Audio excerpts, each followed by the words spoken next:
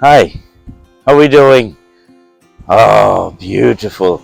Well, today is another beautiful day, and here on day 12 of 33 days to Eucharistic glory, we're given this beautiful and glorious day, day 12.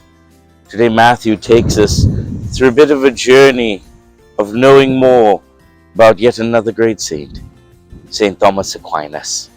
Thomas Aquinas was an incredible human being and considered one of the greatest minds, theological as well as philosophical, of our history in Christianity. St. Thomas Aquinas taught so many things about transubstantiation. He gave us the Summa Theologica and so many other brilliant works. But the one thing that Matthew stresses on today is these 2 points that Thomas left us, all coming from his experience with Jesus in the Eucharist. The first one is that it's a journey, a spiritual journey, a pilgrimage, one would say, from the head to the heart.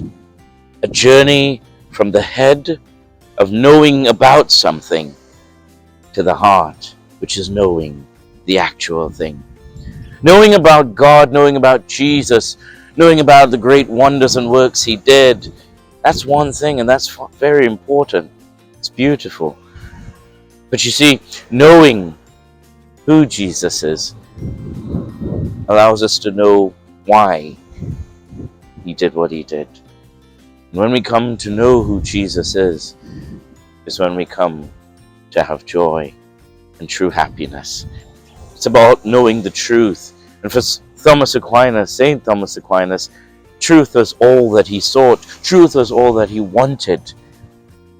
But the greatest truth wasn't in the intellectual level or on the intellectual level. No, it was the emotional level. It was about knowing who Jesus is and knowing why Jesus did what he did for us. You see, for Thomas spent so much time before the Blessed Sacrament that he didn't see his intellect as important. Yes, it was good, but it was important, but it was not as important as what he came to experience, what he came to feel, what he came to realize. It's all about wisdom. Wisdom is not just knowledge, but it's taking that knowledge and knowing how to use it, knowing when to use it, and knowing why.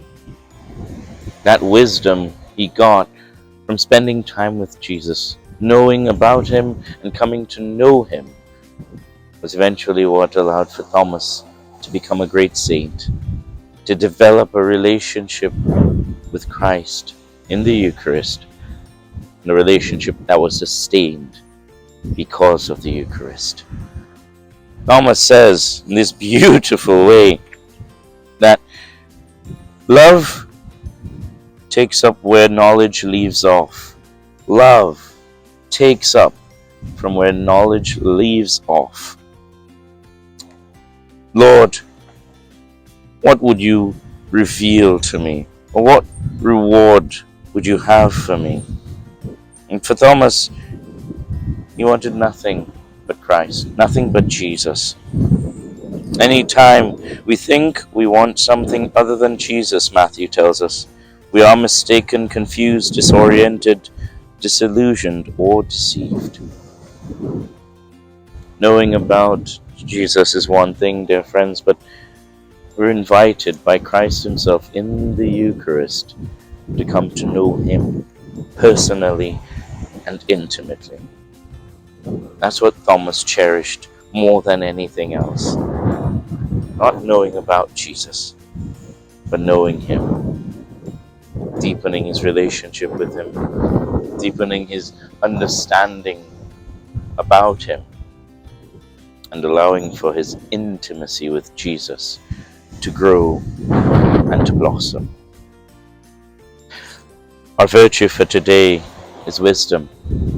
Matthew says that wisdom is the good judgment to consider the outcomes and consequences of today's choices on the future, in this life and in eternity. The world is drowning in information and in knowledge, but it's starving in wisdom. Wisdom is truth lived out. Truth lived out. That truth comes from knowing who Jesus is. Let us strive, dear friends, to know Jesus, not about him alone, but to know him in deep relationship, in deep intimacy. Remember, the word intimacy means into me you see. Into me you see.